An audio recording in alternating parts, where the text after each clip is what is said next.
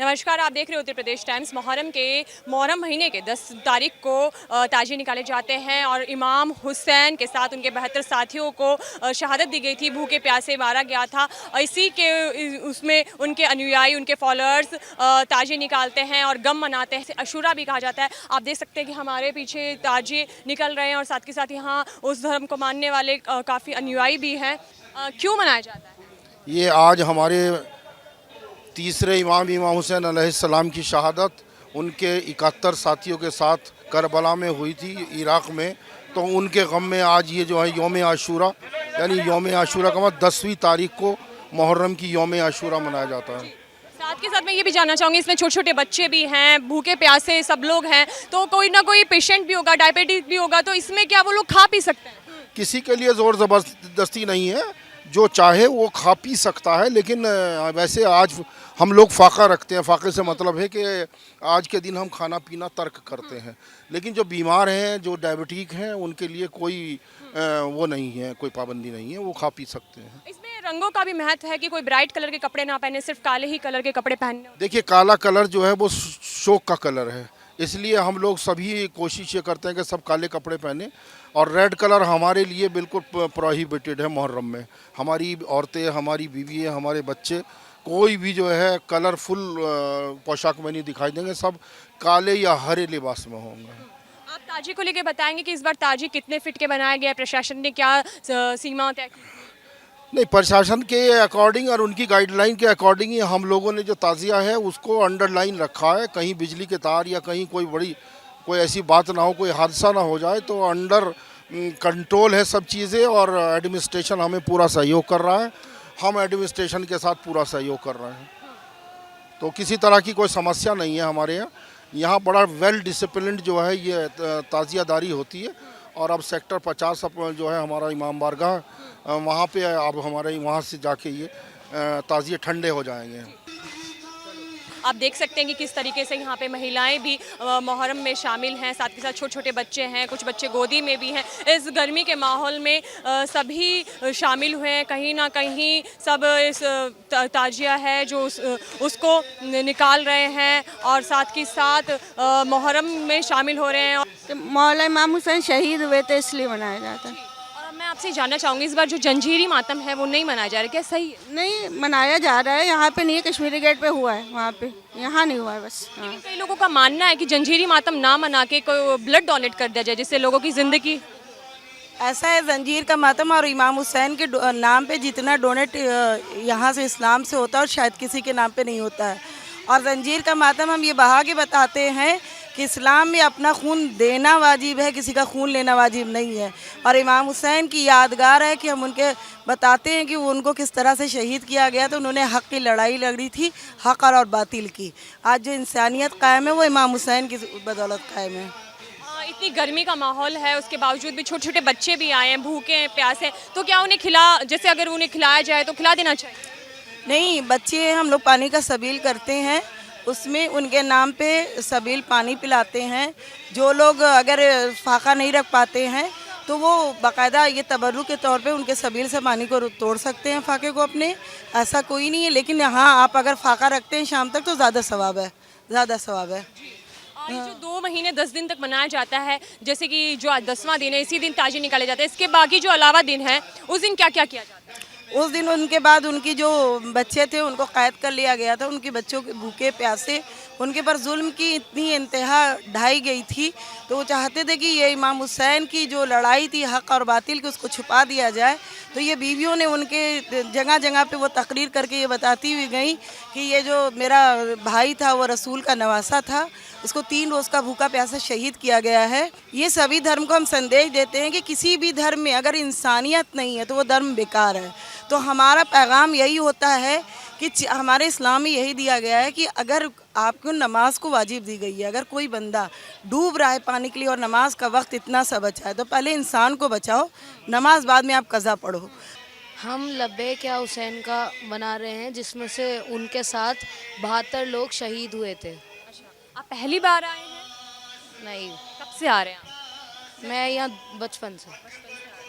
अच्छा, हाँ, ये हमें मालूम है और हम उसको फॉलो करते हैं। हम एक रस्सी रोप लेकर चलते हैं साथ में, ताकि जो ट्रैफिक साथ में चल रहा है उसको कोई प्रॉब्लम नहीं हो। हमारी वजह से किसी को कोई अज़ियत नहीं होना चाहिए, क्योंकि इमाम हुसैन का मैसेज ही ये है कि हम किसी को अज़ियत ना दें। हम अज़ियत जिसने दी है उन्हीं के ख़िलाफ़ तो हम ये सब कर रहे हैं। जो हमारा जुलूस चलता है वो यही बताता है कि जो इमाम हुसैन के साथ जो दरिंदगी की गई, जो उनके 72 लोगों को एक साथ शहीद किया गया, वो एक जुल्म था। हम जुल्म के ख़िलाफ़ हैं, हम किसी पे ना जुल्म करना चाहते हैं ना हम बर्दाश्त करना चाहते हैं। इमाम हुसैन ने हमें ये बता दिया कि जुल्म के ख़िलाफ़ बोलना भी आपकी ज़िम्मेदारी है। ये नहीं है कि आप सिर्फ तमाशा देखें और जुल्म होता रहे और आप कहें कि हम जालिम के साथ नहीं थे, लेकिन अगर आप खामोश हैं जुल्म को देखकर तो आप भी जालिम के साथ हैं। तो हम उसके ख़िलाफ़ आवाज़ उठाते हैं और ये टेररिज्म था, टेररिज्म की शुरुआत थी। इस टेररिज्म के ख़िलाफ़ इमाम हुसैन ने आवाज़ उठाई और उसको बता दिया कि भले ही आपको हो सकता है बलिदान देना पड़ जाए, हो सकता है आपकी ज़िंदगी ना रहे, लेकिन ता क़यामत तक आपके इस बलिदान को याद भी रखा जाएगा और उससे पूरे समाज को फ़ायदा होगा। हमेशा जुल्म के ख़िलाफ़ लोग खड़े होंगे और हम उसी के रास्ते पर चलते हुए हम इसको आज तक मनाते आ रहे हैं और पूरी ज़िंदगी हम इसको याद दिलाते रहेंगे कि जुल्म जब भी सर उठाएगा, हुसैनियत हमेशा ज़िंदा रहेगी। साथ डॉक्टर सैयद काज़िम मेहदी और जौनपुरी नोएडा सेक्टर 50 में अशरा मजालिस इमाम हुसैन अलैहिस्सलाम ख़िताब करने के लिए यहाँ आया हुआ था।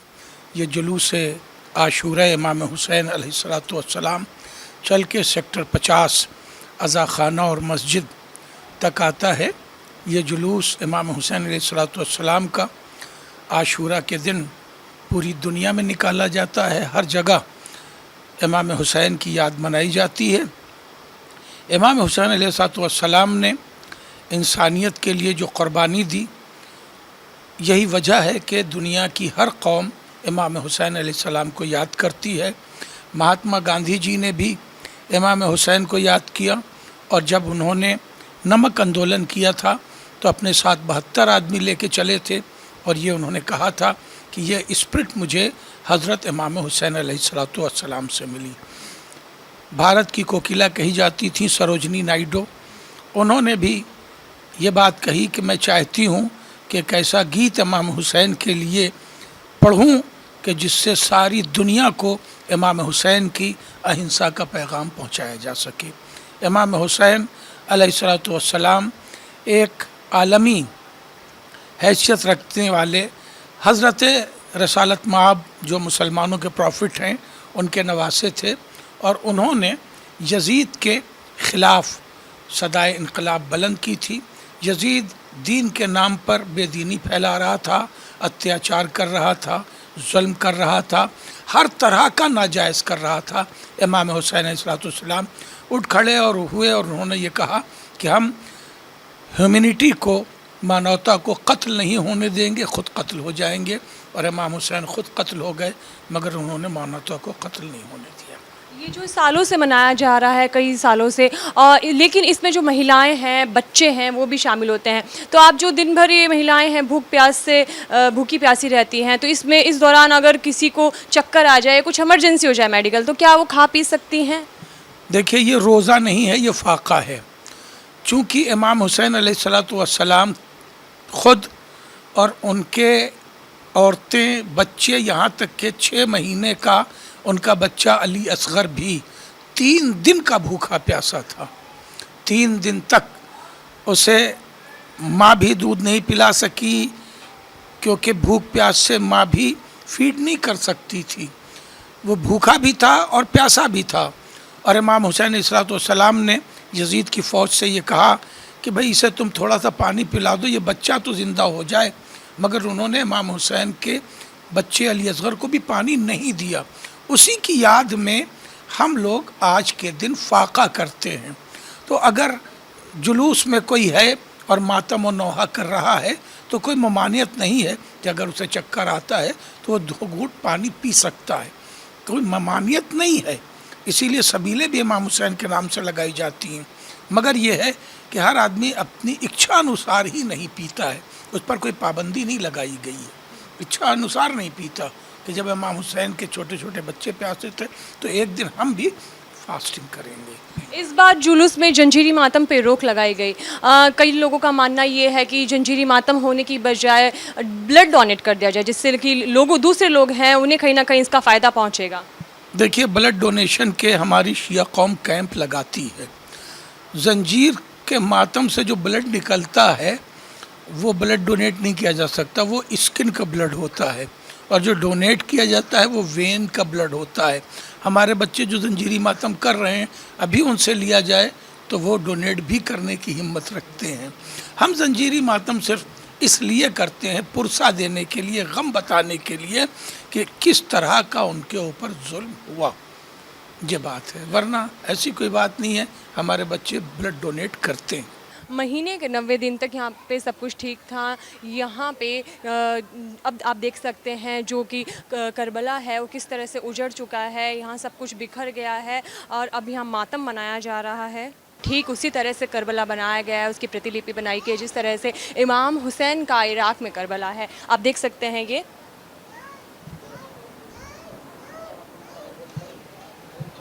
हैं कि जुलूस चलकर अब सेक्टर जो 50 की मस्जिद है उस तरफ आ चुका है। अब इमाम बाड़े की तरफ दाजे एंटर होने वाले हैं और उसी के साथ अब इन्हें दफना दिया जाएगा।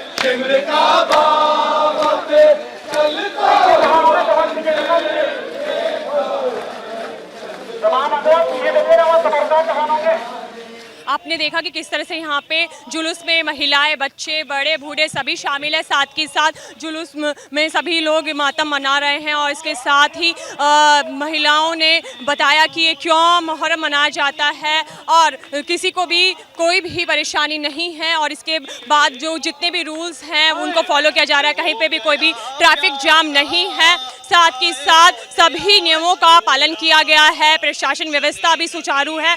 कैमरामैन राम नरेश के साथ दिति शर्मा, उत्तर प्रदेश टाइम्स।